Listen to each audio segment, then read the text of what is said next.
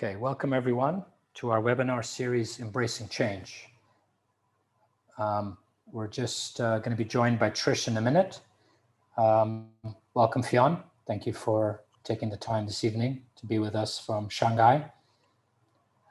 So today is actually step one of the 8 steps to self-discovery. Last week, Fionn and I had a beautiful conversation discussing the origin story of how this all came about. And so today we're going to talk through the first step, which is the medical infrastructure.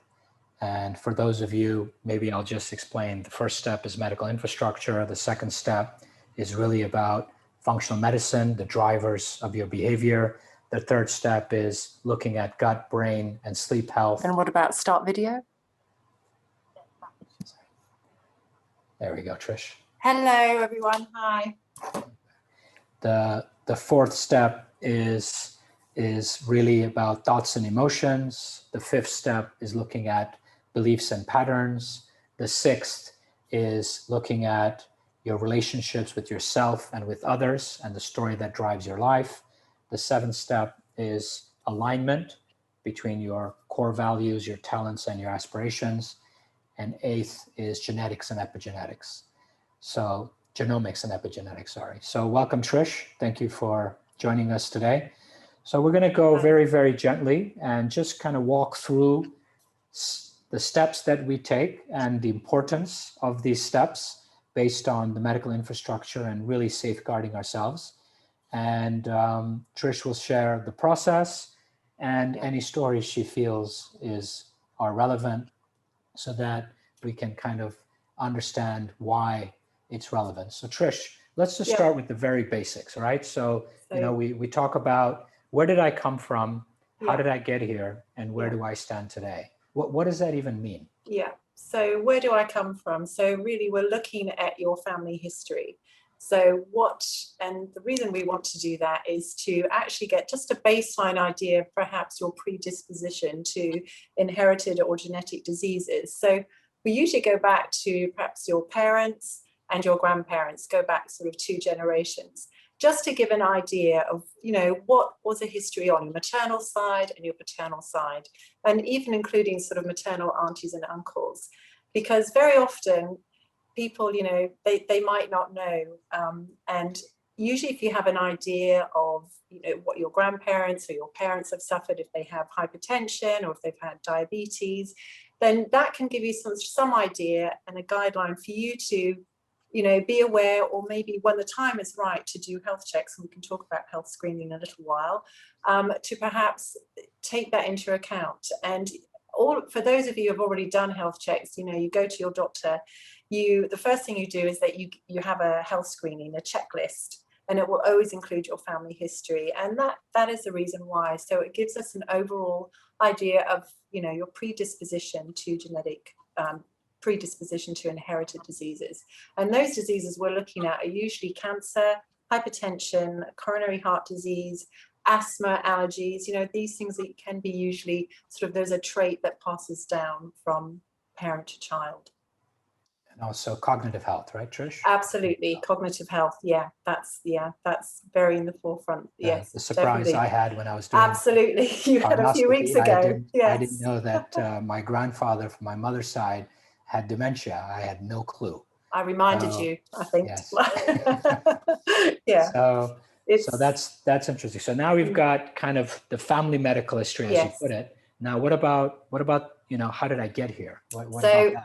That we look at everything that's happened to you since birth and to your current day and a lot of the time things happen to us and we can't, you might forget it, but part of the process that we do is really allowing you time. It's your time to reflect with us and, just take time. I mean, before we actually even begin the process, we would perhaps, give you time to reflect and just think, maybe talk to your parents, grandparents, if, sisters, aunties, or time to reflect with your parents about diseases or about what happened to you in childhood. Because very often we might forget, or you can't remember, or something might come up and then it could be relevant.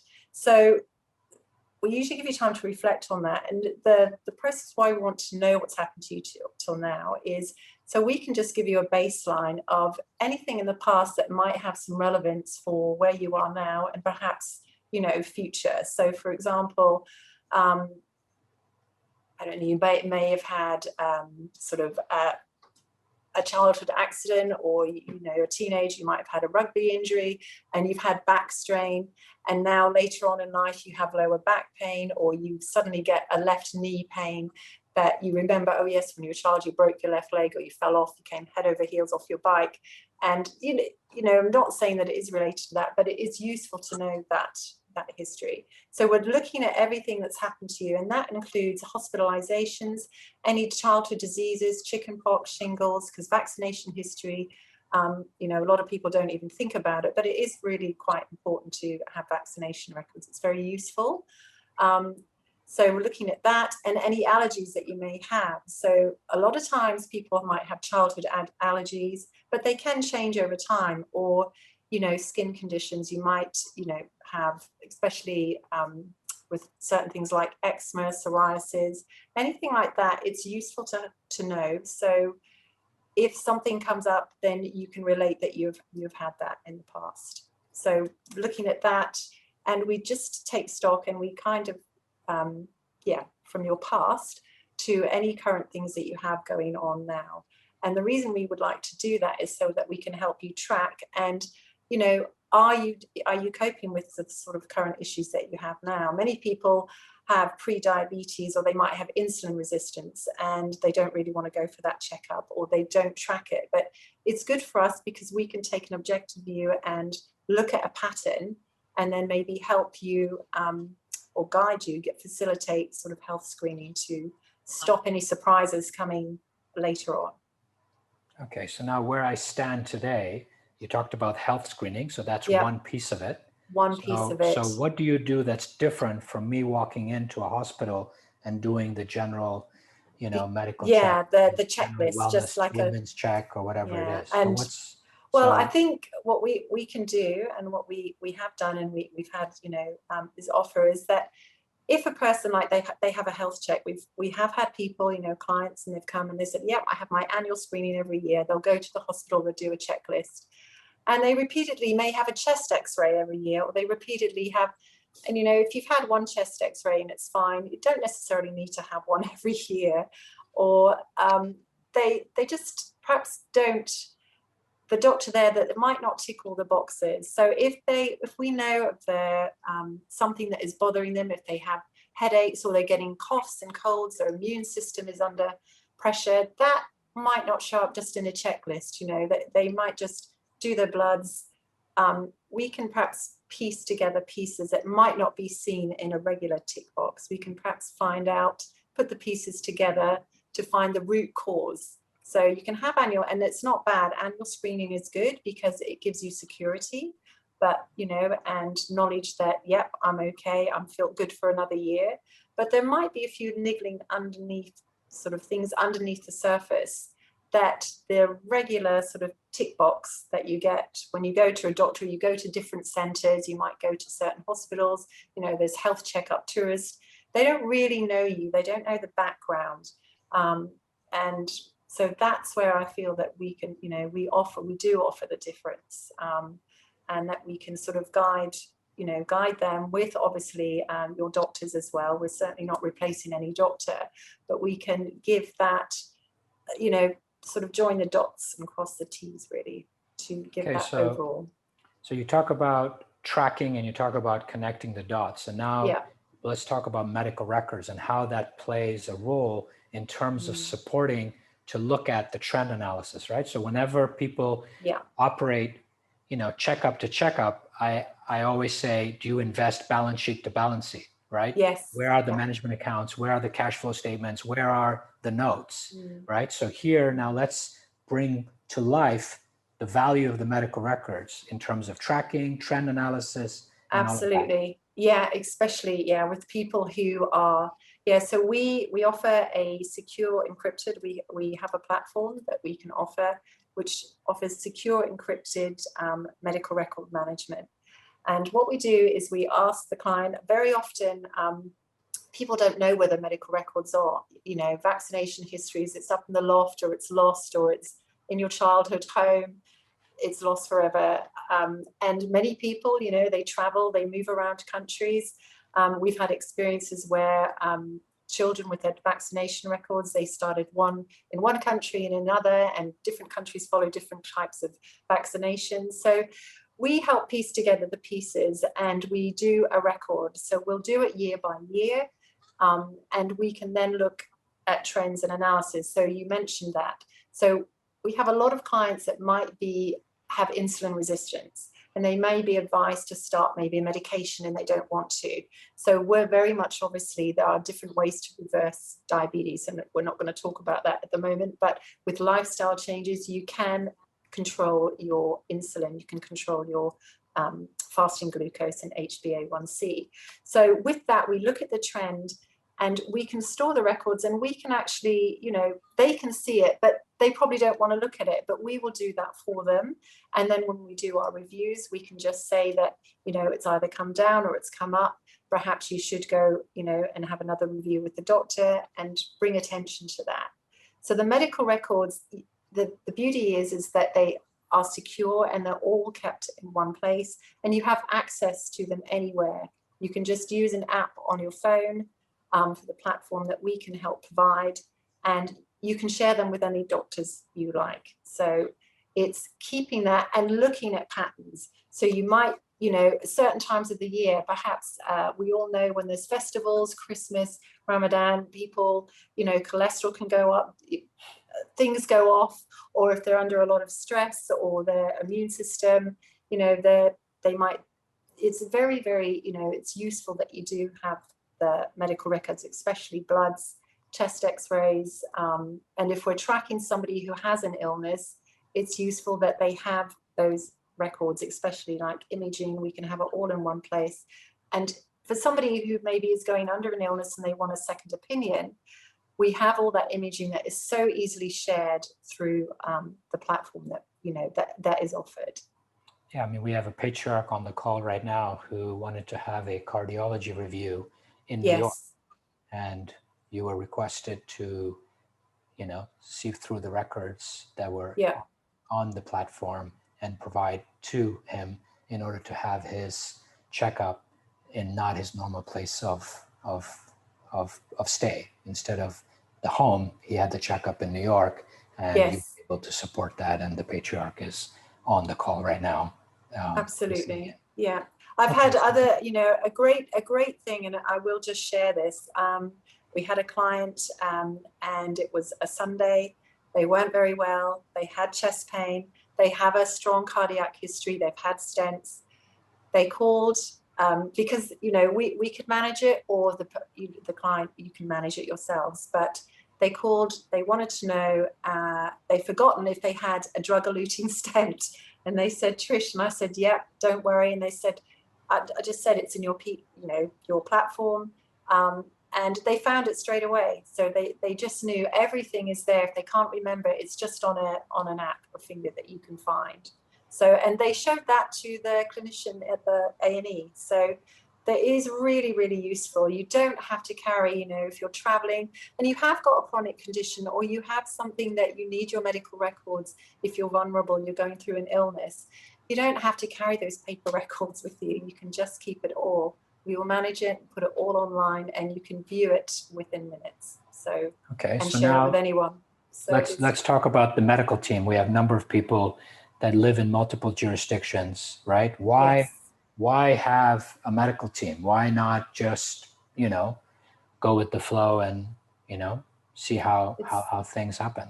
Yeah, so medical teams, if you're used to traveling and you're spending time in certain countries, it's good to have your home team. So if you are unwell, rather than sort of, it's part of being, isn't it, proactive than reactive, scrambling around for a doctor in the middle of the night that you don't know, they don't know you. You know, the importance that we like to build good, solid doctors is that they get to know you, they know us, we work very well with them, we build a good relationship where we can offer the medical records, and we, you know, and prepare them. and communicate with them.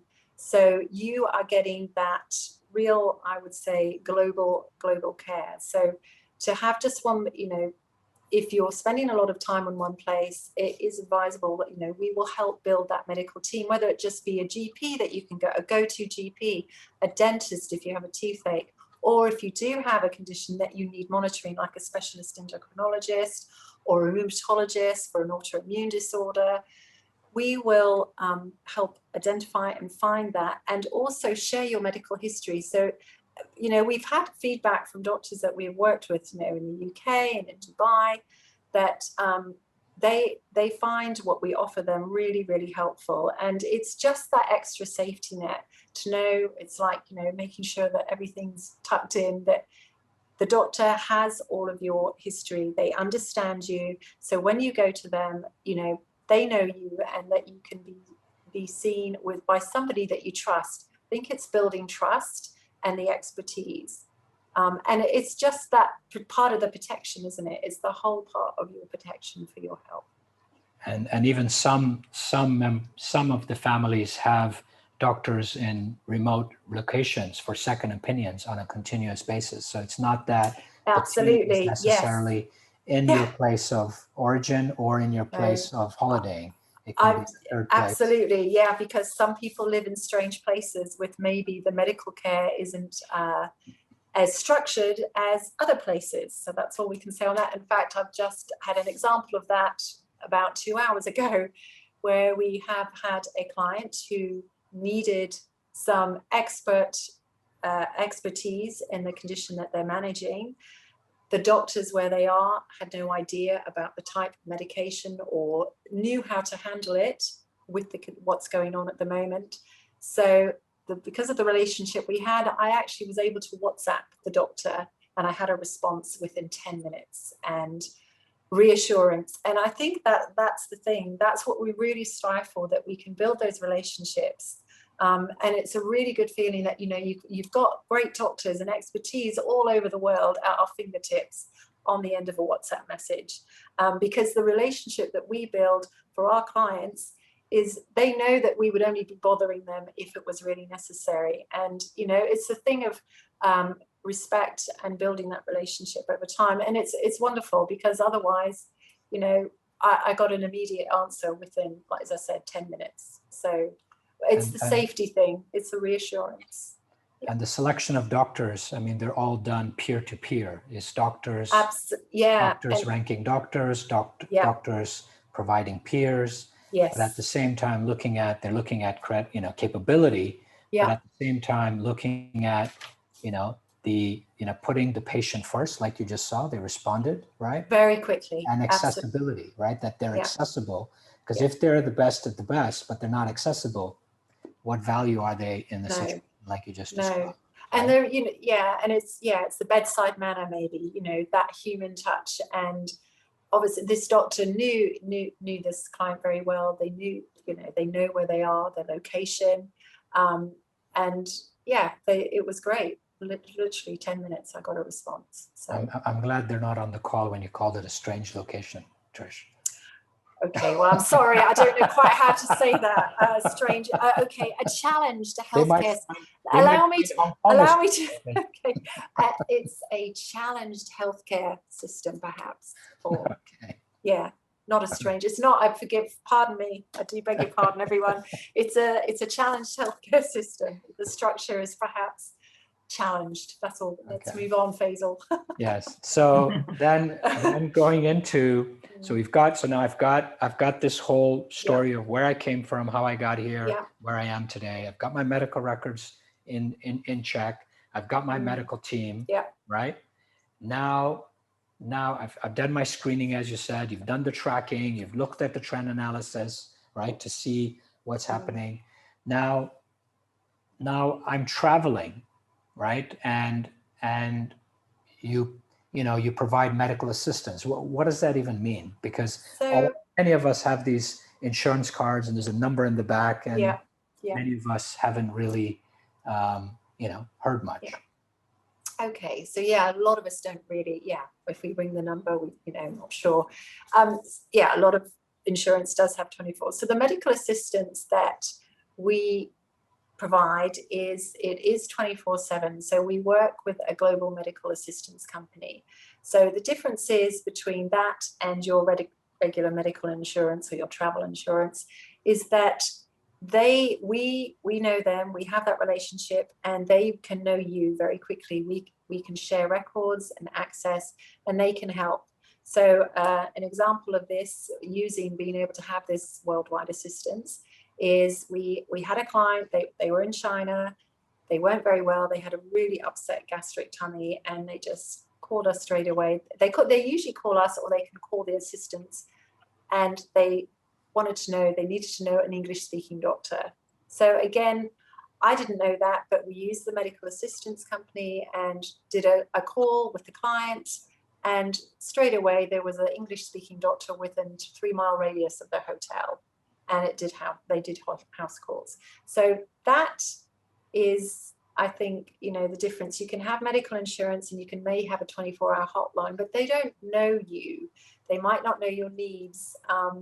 And when we have clients, if they're traveling to certain places, it's really useful. They have access to this 24-hour, 24/7. So medical assistance. So they are there, they know the client. We help provide medical records, and there is a feedback loop. So they understand. This specific client, you spoiled them. They flew to Hong Kong and you tucked them in the Mandarin. Oh, I did actually. It was a tough one. Trish, I forgot that. Yes, I did forget that. Yeah, he did actually. Yes, he did in the end. I forgot about that actually. Thanks for reminding. And then what about all the wonderful injuries in Courchevel that you handle every ski season? So that's another thing you see. We do, especially we had a couple of that times, incidences of that last year. So the difference is they can call me, or they can call the company, the assistance, medical assistance. But what we can provide is, they had this, they had this X-ray before, this has happened before, they would like to go to this center, and it's great. So the assistance company will say, we understand. We've got somebody on the call saying, happened to me once in Paris in 2016, and Trish helped me at 4 a.m. Oh, okay. Is it really 4 a.m.? It must have been, yes. Yeah, I know who that is. Okay. Yeah. So that's, I think, where the difference is, and we will push, it's having that relationship. So the assistance company knows us, and they can get to know the clients. And it's again, that relationship, it's forming that good relationship, forming the trust and respect. And that's what makes it work really well. So that is the difference, and maybe using another. And again, they have an app, and it can just help you wherever you're going. It will help. It's not only just it's emergencies, but it also does repatriation, etc. as well. So, but I think the other element is that you're on the call, or one of our team is on the call. Well, always where they get to remind of some of the elements that we tend to forget, right? So if I'm having a stomach ache, I'm not going to remember that I may have a stent here and there, that I may have a back issue, I may have a gastro issue, I may have, my uncle may have that, and my dad might have that. So it's really about bringing home all those pieces, because, they're in a moment of stress and they cannot focus beyond the situation itself, right? It's the same when you're preparing a lot of the families when they go to a doctor's appointment, right? To take charge, not to, to take the lead. And so you prepare all the Q&A so that they feel that they are really going in prepared, also in charge. And then, of course, when things are forgotten or remembered later, then obviously you help. And we've got that backup. I mean, ask the doctors, from behind the scenes, saying, look, I know you had the review, but there's a couple of things we've forgotten. How can you, and then you get back to the family to. Exactly. Because we like it's good to be prepared for your doctor's appointment. So we actually, offer questions. Just make a note, because the doctor's probably going to ask you this. So just remember to, be prepared. Just make a list. The doctor might ask you this when your symptoms started, etc., etc. And then we give questions to ask. Okay, so if you're going to, offer me this treatment, why are you going to offer me this treatment? Why would you offer me this treatment over another treatment? What is your rationale for doing that? And a lot of people don't like to ask, especially if they're going to have an operation. Nothing wrong with asking your doctor, well, how many of these have you done? You might not feel comfortable, and how many what's your success rate? People should never feel uncomfortable about asking the doctor that. They expect to ask you that. And if you're not, if you don't still feel confident, nothing wrong with getting a second opinion either. It's especially for surgery. And then when they come out and they've come out with a supposed diagnosis, they go to Uncle Google instead of coming to you. Exactly. So that's another thing. Yeah, we just reminded. Yeah. So if you're going to look, we offer credible. So any research or preparation, we would go to credible. When I say credible websites, but government websites, WHO, CDC. There's amazing clinics, obviously, Sloan Kettering, Johns Hopkins. You look for the world expertise, sort of for whatever condition is going on. UK, Nice, Europe guidelines, places of excellence, and you get to know them. And like you said, with peer reviews, I mean, we have one, doctor to doctor. We have wonderful doctors in Hong Kong. We had an incident, probably last year, where we had a really sad case. I won't say too much, but it involved a brain injury, and they couldn't get to the bottom of it. And one of the doctors here said, the type of injury this is, there's a specialist place in London, Queen Square, neuro. So we were put in touch with them, and it was wonderful. It just helped the family have that other reassurance, to have another opinion, which we organized very smoothly. And it was telling them perhaps what they already knew, but also just to hear it again from another place of expertise. It gave them reassurance that they were doing everything they could for the family member that was very poorly. So again, that's, it's the relationships that we work really, work hard over. It happens over the years to form those links and networks with doctors and with places of excellence. So when it comes to, I mean, now, then you're helping them proactively and reactively in terms of checkups and reviews and updating them. I mean, how does that work? What does that mean? What does that mean when we say proactive and reactive? What does that mean? So rather than, I spoke to one of the clients this morning, actually, just to get some feedback, because I have a regular check-in. And I said I was doing this, and I said it would be really nice if you could just sort of give your feedback on how you feel things have gone for the last 5 years since, you've been involved with us. And he just said, I have no surprises now. And there are no surprises. Whereas before, it was always a surprise. He was always scrambling because of being reactive, forgetting, not really thinking about health and managing the chronic conditions that they have.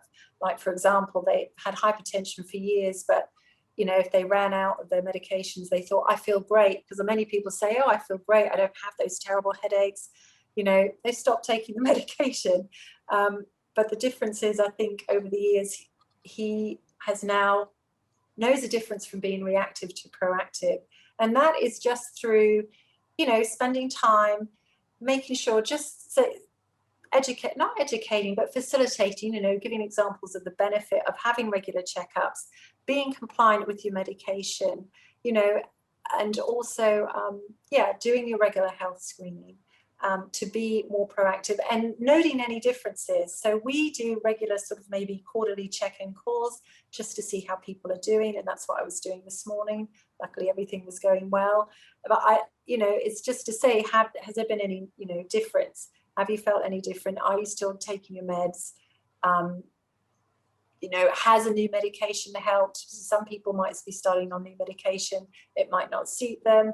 And, they forget that they have to have their checked blood. So we remind them that if they're on a new medication, especially maybe with a lipid or a glucose diabetic drug, it's always good to have your bloods checked. Usually the doctor will tell them, but sometimes if you're busy with life and you feel so good, that's the great thing.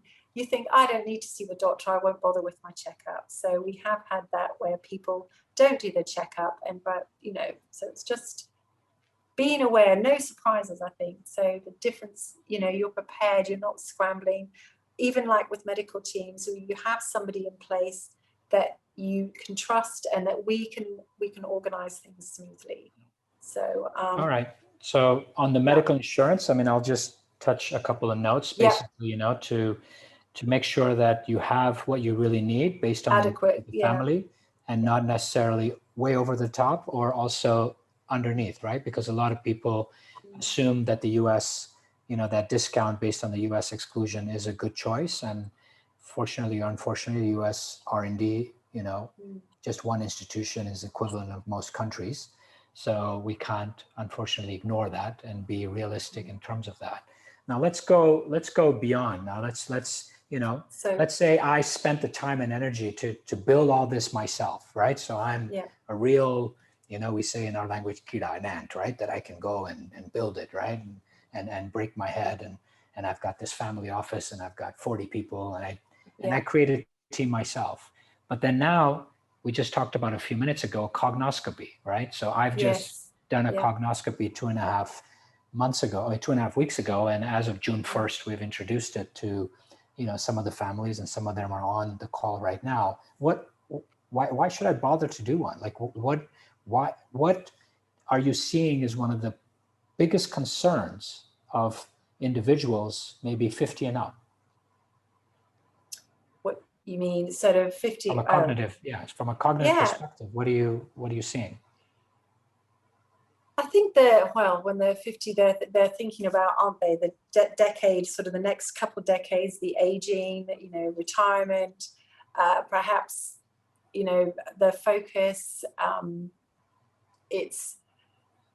They're concerned maybe perhaps of their cognitive. They don't want that cognitive decline. They want to keep on top of their game. So keep ahead of the aging curve. So how does this cognoscopy work, and how is it helpful? So the cognoscopy, So I mean, you've recently you've experienced. So the cognoscopy can help. It's a test they offer. There is blood lab tests, and you do some cognitive assessments online, and from that they gather it, and they do a report, and they can tell. There is one genetic test in there, and that from there they can actually give you a prediction of your cognitive decline to come. And what they can do is actually ways of preventing that. So there's many things that you can do, such as brain exercises. There are supplements now, depending on how you feel about that. But there are things. So it's a prediction of one's cognitive decline. So you know where you're going, or if you are predisposed to maybe Alzheimer's, dementia, suffering sort of that mental decline. So for me, on both my grandmother and my grandfather's side, there's, both of them had it. Yes. So I did the review, and what was interesting was that the connection between the epigenetics and the genomics, between our, Michel Gollet, who's going to do the third step in terms of gut, brain, and sleep health, and the review, the blood test, the interconnectedness, the monitoring of all different levels of whether it was sugar, whether it was I don't know how to say it. They'll look at your toxicity. They look at glucose. They look at inflammation markers. They'll look at your immune, environmental, external, internal. So everything that you do. So looking at your lipids, your inflammation, homocysteine. So a lot of the stuff a lot of the labs that are in your normal health screen, but there are a few other ones that can actually really look more in depth at the inflammation and toxicity. So that way, like you have a marker, what you can do to perhaps detox yourself, to reduce your sugar intake, etc., and with supplements, to keep an eye on that cholesterol a little bit more. So it's because the impact between the sugar and the short-term memory was shocking. That was it's really interesting, isn't it? And there's so much more research coming out for that. Let's maybe also go further on to the the movement specialist that you've just onboarded. that's outside of Geneva, right? And looking at how she's brought in, so we go.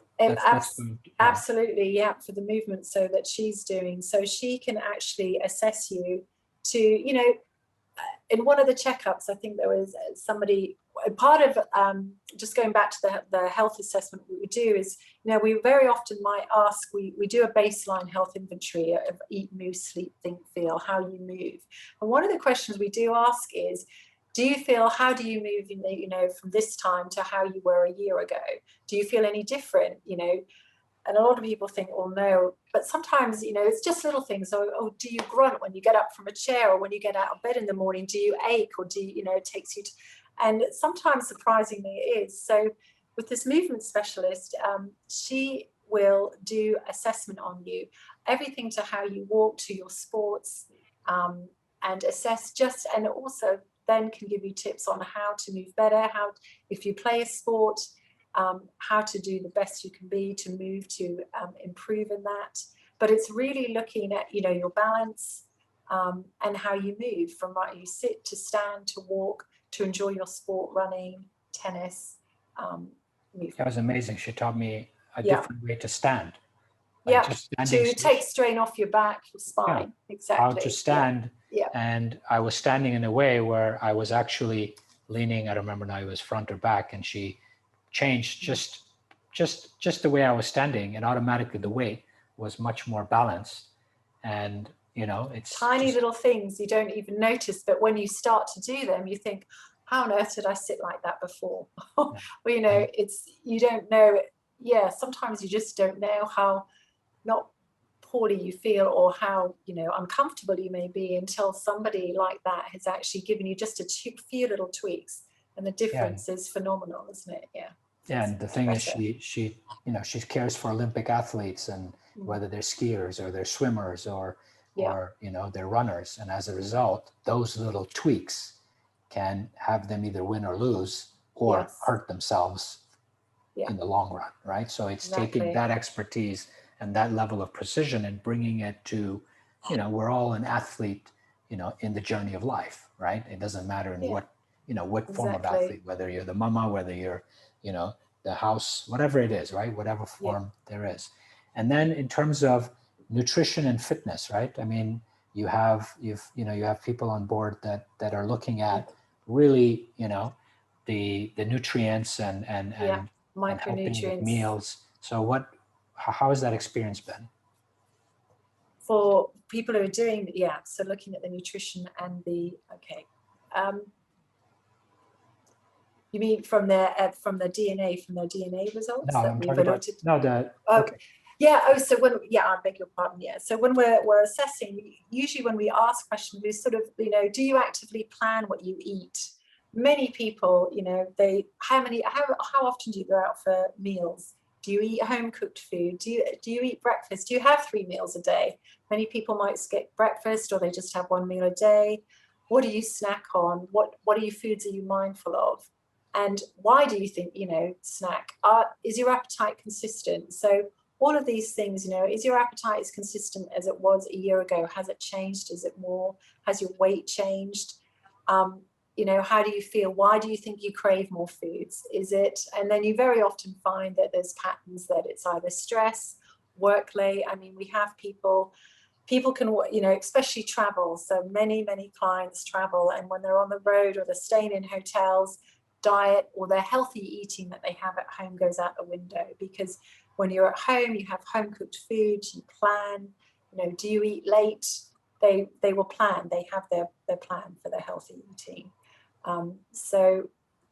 Finding that and finding a pattern, then we can, as well as foods for energy dips as well. So we find a lot of people, they're snacking mid-afternoon. So, or they're not drinking enough water. They have their coffee and they're tired, they're lethargic 3 to 4 o'clock in the afternoon. So with that, there are ways that you can help just improve that, little tweaks by drinking more water. Sounds naggy, but cutting out your coffee, snacking instead of on chocolate or crisps, have nuts, dark chocolate.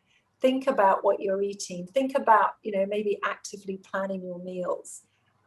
for instead of just thinking, okay, I don't know what I'm going to eat, I'm just going to have a takeaway. And it's surprising, a lot of people, when we do the inventory for the nutrition, they're surprised. They think, oh my goodness, yeah, I have takeout 6 nights a week, or I rarely eat a home cooked meal, or no. And it's a little bit of an eye opener for some. So I remember when we first began, we used to sit and say, okay, it's Sunday night. Can you please tell me what's going to go in your mouth between Monday and Friday? And then, of course, for those in the Middle East, Sunday to Thursday. And most people looked at me as like, what are you talking about? I said, well, I mean, you plan your cash flow.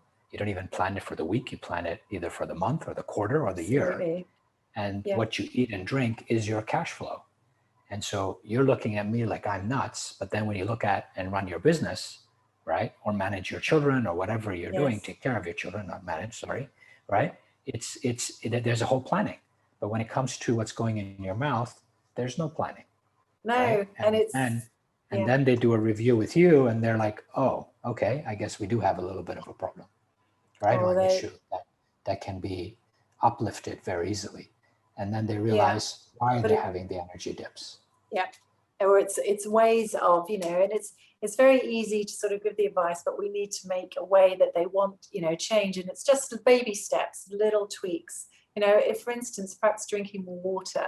Because many people, if you're dehydrated, we know that you might want to eat, or you get that slump and you crave sugar. So the other thing that goes hand in that is obviously the sleep, isn't it? How well do you sleep at night? How much sleep do you get? How good is your sleep hygiene?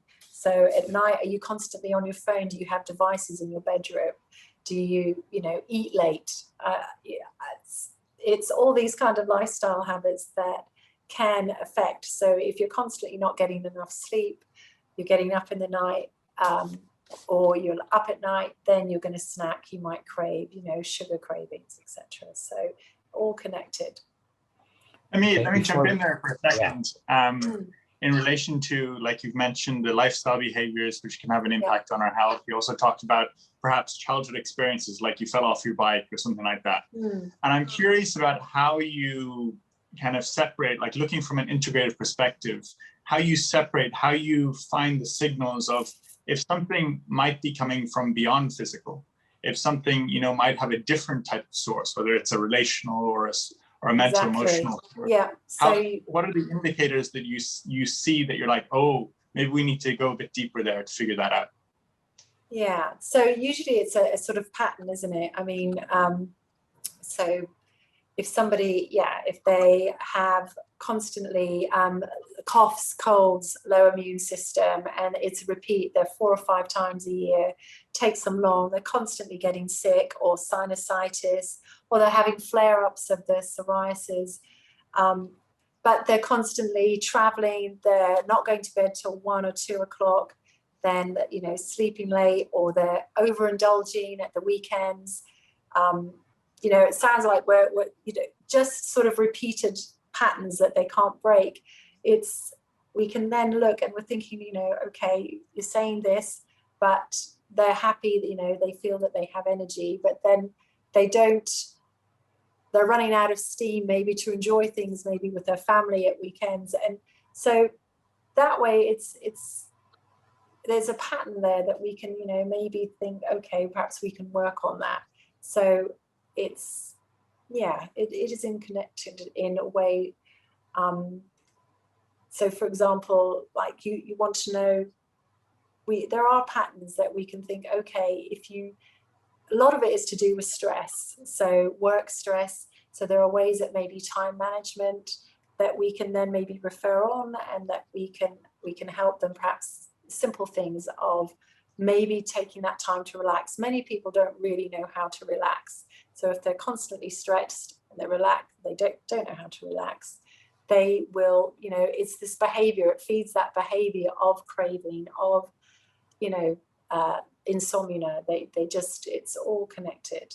So we would then refer on and just think, okay, there are ways that, one big thing that comes to mind that is integrated is the gut, everything. So all of these common traits that you find, they have irritable bowel, or they have, you know, constipation, constant upset tummy, gas, bloating, and that's fed again by maybe overindulgence or stress.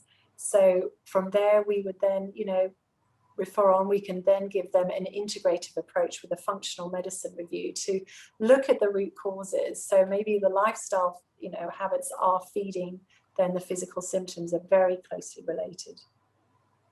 I'm curious, beyond that, in your experience working in this space, you know, of things that, you know, you'd identified originally in the medical side as being something that's important, and then it kind of went further into functional medicine, and then there was kind of more of a discovery, oh, this is kind of like a root cause that comes from somewhere else that we didn't even realize. I'm wondering if you have an example, something like that.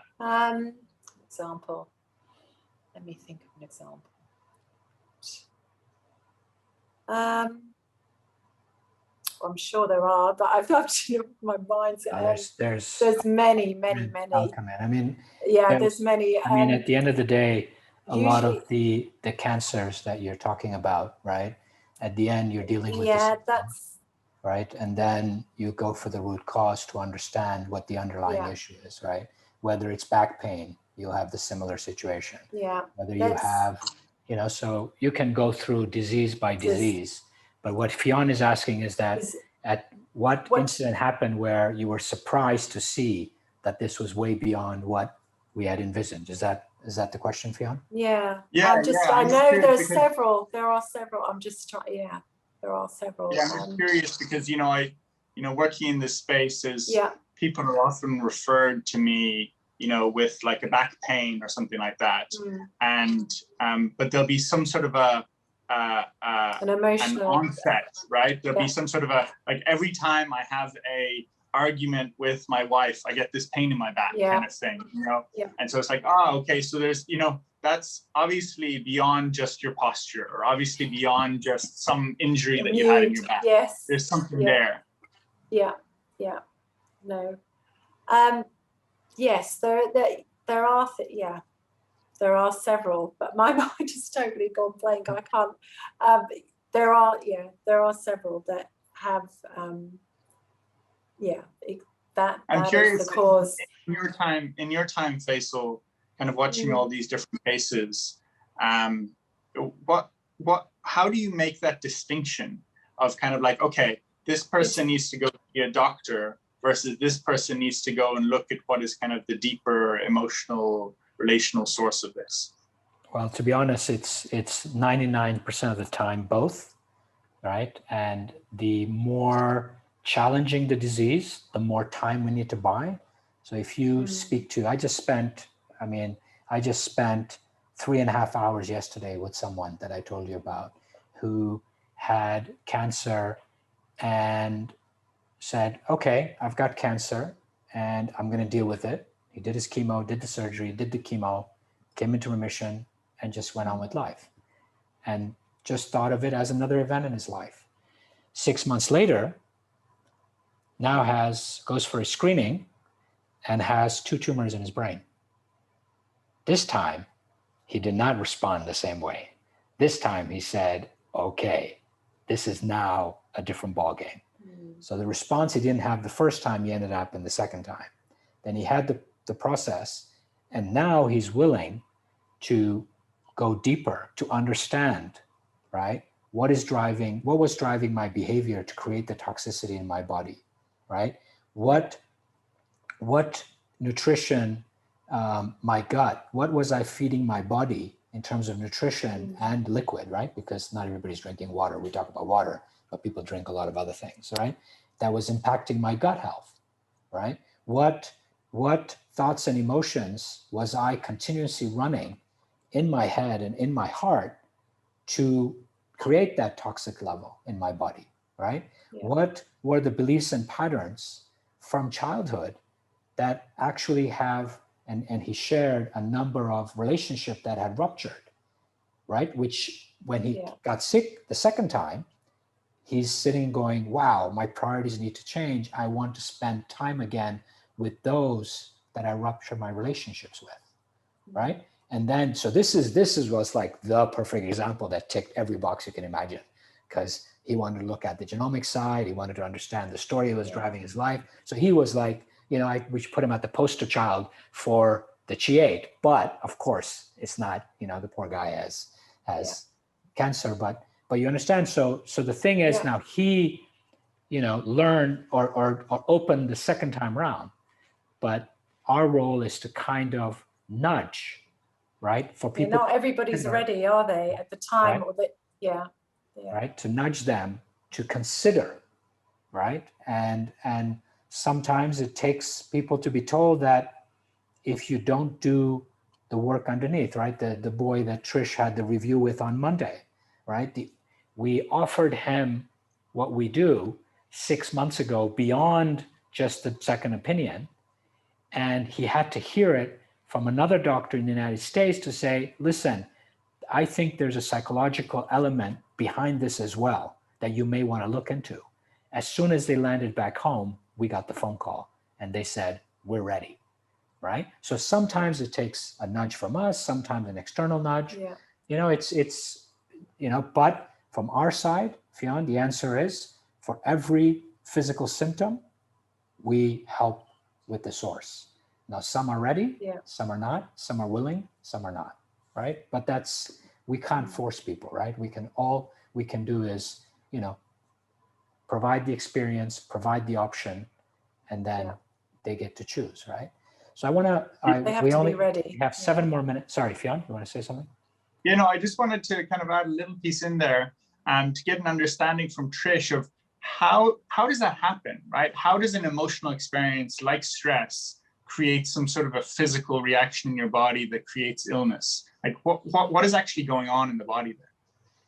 With the stress response, it's fight or flight. So you have a release of adrenaline, and if you have cortisol, so you have a little bit of stress is great because it can see you through and you can really perform well. But if you have continuous high stress, it releases that adrenaline. It has too much cortisol. It can upset your equilibrium, your hormones, and stress responses. It then leads to behaviors. So it can lead to, some people might smoke more, drink more, eat too much, lack of sleep, drugs.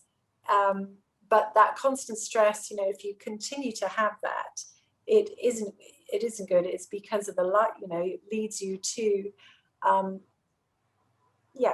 lifestyle factors that are unhealthy behaviors, as well as the inside of your body, the inflammatory responses that are going on. So, which can lead to shearing of your vascular system. So internal high blood pressure, so you can, hypertension, excess glucose. So all of this over a prolonged period of time is, it's not healthy. So you might, start to feel that fatigue.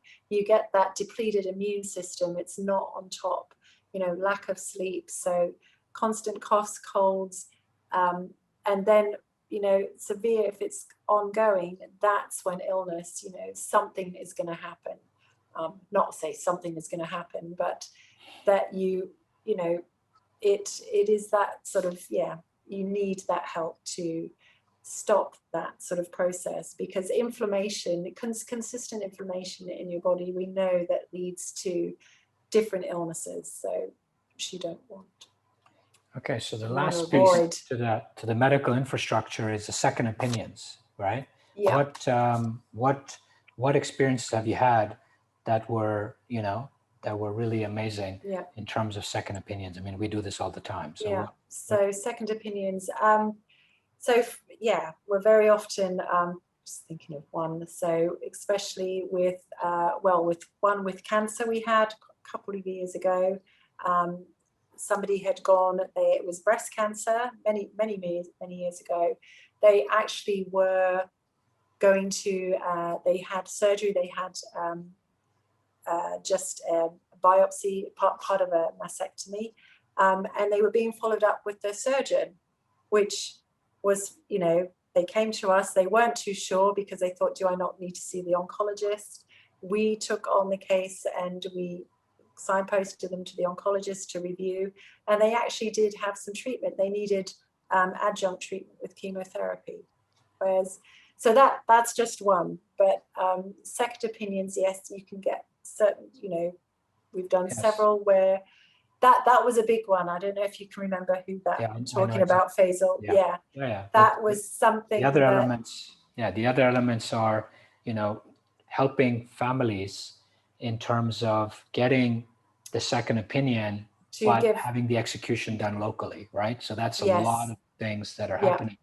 And the amount of differences in opinion that we see from a challenged medical system versus a top-class medical system is really at times shocking, right? So that option of having that medical, second opinion availability for a family in case of need is one of the is the last piece of the medical infrastructure.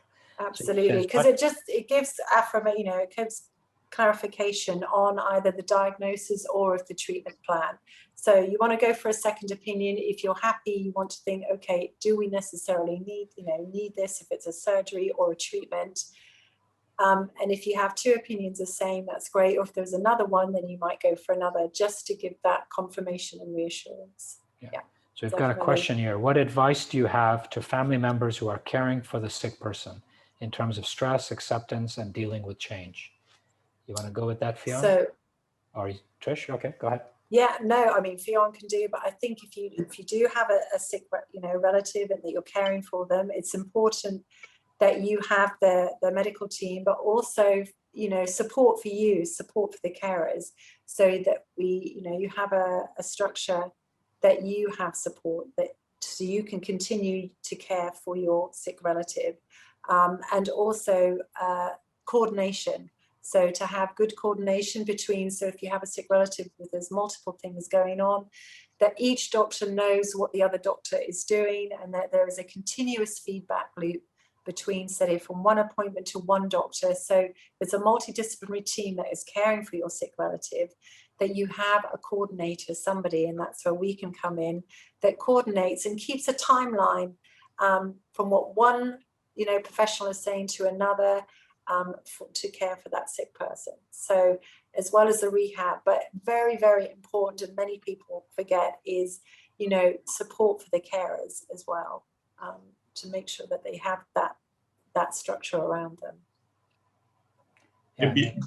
Beyond that, I would add maybe there's the physical component of knowing actually what's going on, right? Like, so being a non-medical person who has a sick person beside them, it's like, you don't want to bother the sick person figuring it out, and then you can ask the doctor, but then you maybe want an understanding of what's actually happening. That's where people can come to you, Trish, and sort of figure out what's actually happening. And then so also beyond that, have someone to talk to of, I'm going through this whole emotional experience right now where this person may or may not be sick to the level where they may not be around anymore soon. How do I both support them at the same time as deal with my own emotional experience? Prepare for you. So we can offer support. So it's support for the carers, but also, education, information on the illness. So, when you have that information, you can take ownership and you can deal with it. So you can be prepared. It's preparedness for what's to come. And, even just for treatments, or if it is something that is an end of stage, life is coming to an end, that you can be prepared for that, certainly, and offer the support, emotional support. Yeah, just to add before we close, and I'll ask you guys for your closing remarks, is that, the person who came yesterday, when somebody comes in with an element like cancer, we normally are caring for both people, and actually we are giving more support to the carer than the person. I think, because to watch is much more challenging than to be in that space. And that's what is unique, where we're providing a parallel journey. Of course, at the end, the person who's sick does this versus the one not. But at the end, at least you're providing a parallel journey, and then everybody, flies as they wish. Yeah. That's one of the elements that I think they're asking about, is that a lot of people forget about the person watching. And that's very challenging.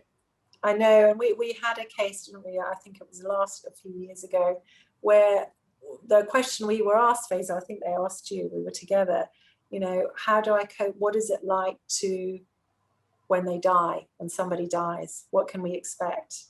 And, you know, how do they prepare for that? So that's just, yeah, one thing of support, certainly.